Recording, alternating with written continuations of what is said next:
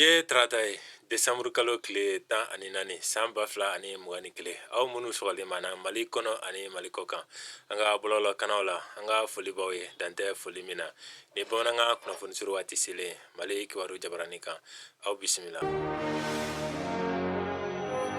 Lafiya sabatili kalanso min bɛ wele Aliyu Blonde bɛɛ o ye projet dɔ daminɛ ni baaraw daminɛ basigi sabatili waleyali fɛɛrɛw kan. O projet in bɛ wele dɔ farali musow ka dɔnniya kan olu minnu ye yɛlɛmani sinsin bere ye yiriwali siratigɛ la Mali kɔnɔ.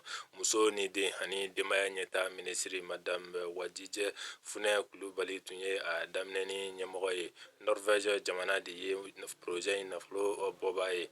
Sinsin bɛna kɛ musow kan Segu, Kulikoro, Sikaso, Moti, Tombouctou, Gao maraw ani Bamako faaba kɔnɔ.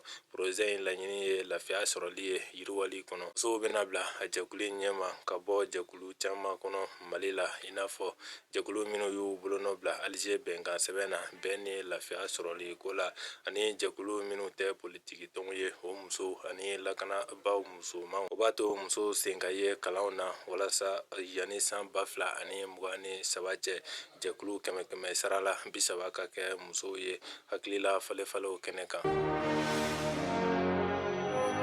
Mali kunnafonidilaw bɛ sangabonda sigi la. Mali kunnafonidilaw tɔgɔlaso ɲɛmɔgɔ kɔrɔ Magan Kɔnɛ ye diɲɛ to ntɛnɛn desanburu kalo tile 13 san 2021 bana kuntagala suru senfɛ Golden Life dɔgɔtɔrɔso la Bamako. Mali kunnafonidilaw tɔgɔlaso ɲɛmɔgɔ Banjugu Dante ye laseli kɛ k'a jira ko maliden bɛɛ ka tasi bila kɛ ka ɲɛsin Magan Kɔnɛ ma.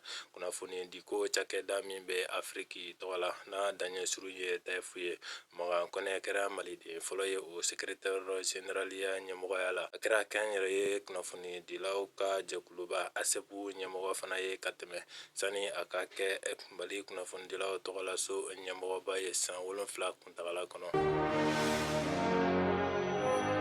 Ne bɛ an ka bi kibaruyaw kuncɛ an b'a fɔ la ka bɛn ni lafiya sabati jamana kɔnɔ aw kan bɛn wagati wɛrɛ la ni kɛnɛ kelen kan.